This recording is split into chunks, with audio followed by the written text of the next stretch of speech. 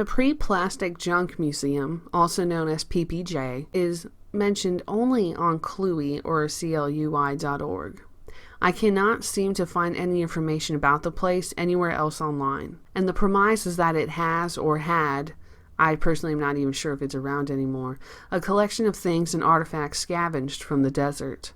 This includes a large wooden fishing boat labeled as part of the China Lake fishing fleet.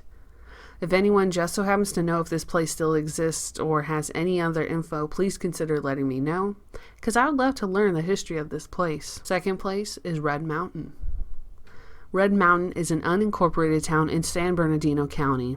Originally, it was called Ostick, after a man with the last name, P.J. Ostick.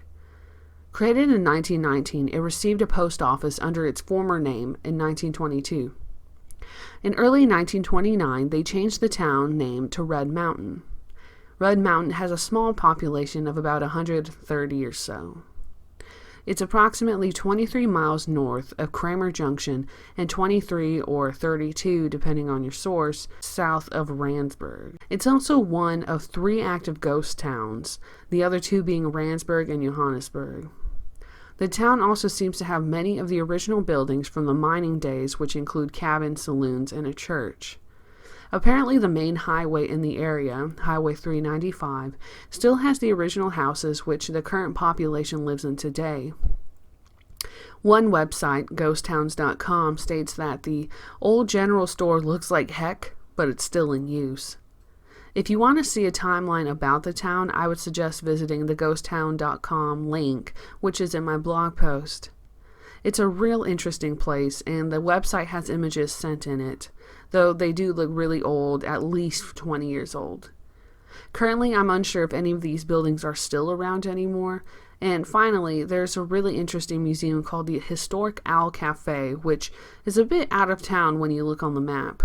There's plenty of history on the area on their website. The Burro Schmidt Tunnel is a 2,000-foot-long tunnel located in the El Paso Mountains in the Mojave. Burro Schmidt Tunnel took 38 years to finish. Different sources state that it was started in 1906 and finished after 32 years, where others state it started in 1902 and finished after 38 years. Started by William Henry Burro Schmidt, who lived from 1871 to 1953. He used hand tools and explosives in order to transport the ore from his mine to the processing site, and he devoted over 30 years of his life to the tunnel. Originally, he came from Rhode Island to California after 6 of his siblings died of tuberculosis, and he would hire himself out as a ranch hand every summer while working on the tunnel. Not saying much more than it being a shortcut, Burro, as he was called, removed rubble with a wheelbarrow and sometimes carried it on his back. He reportedly had abdominal muscles so strong that forced him to bend permanently. In 1920, a road was completed from Last Chance Canyon to the Mojave, which took away the need for the tunnel. But by this time, Schmidt was obsessed and kept mining his way through it. In 1938, he completed his goal, but never used the tunnel to move his ore.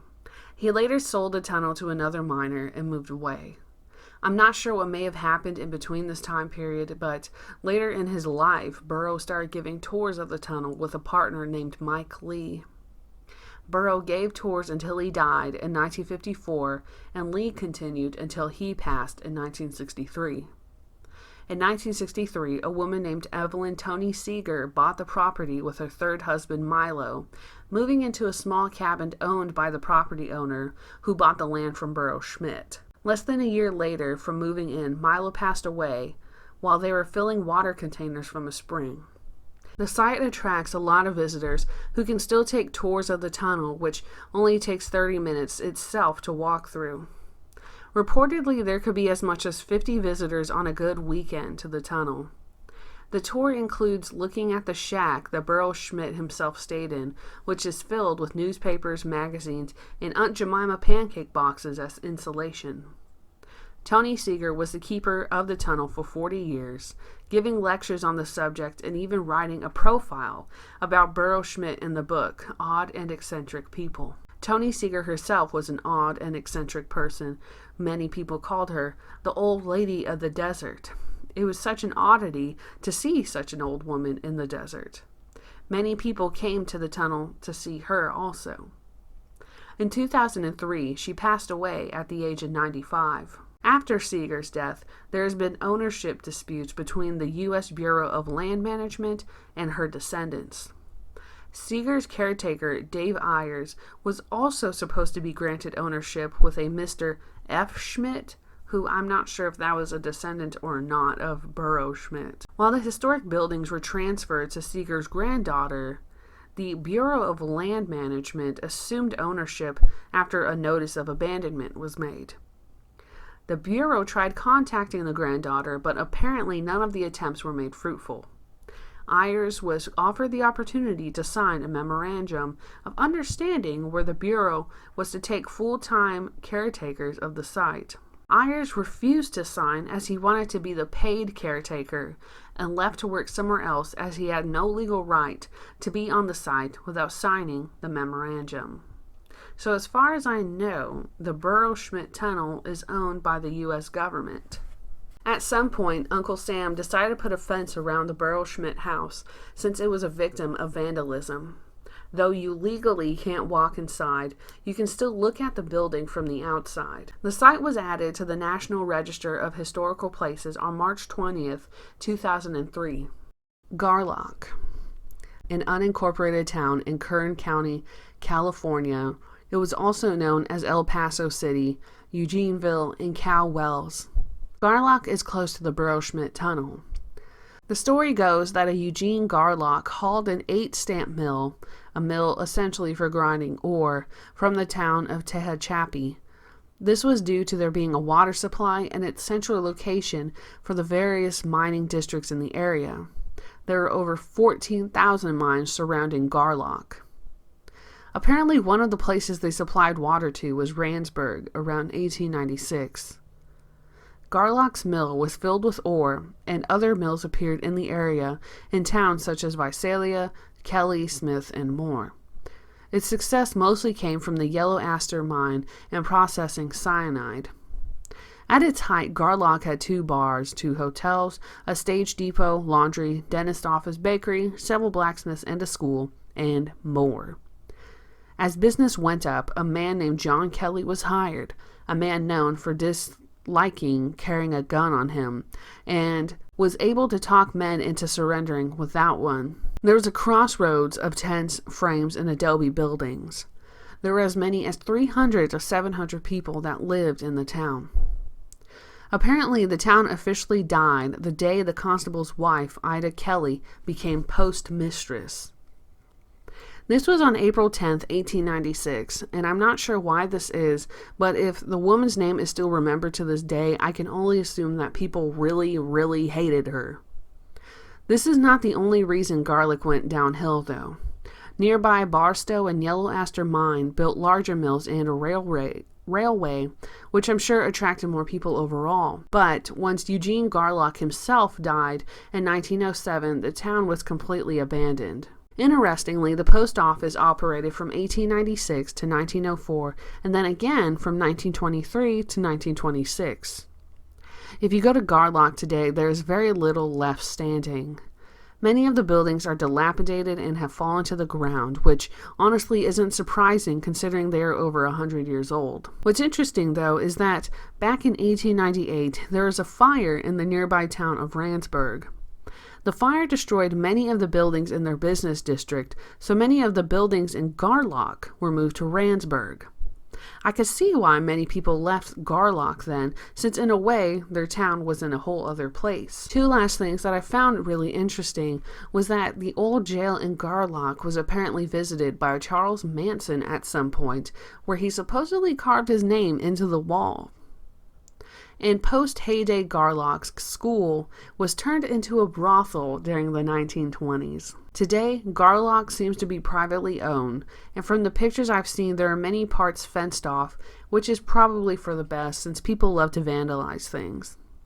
It's landmark 671 in California's historical landmarks. Saltdale or Cohen Dry Lake is another unincorporated town in Kern County. Saltdale was founded for the basis of salt harvesting from the Cohen Dry Lake beside it in 1914. Though the Diamond Salt Company started development between 1911 to 1912.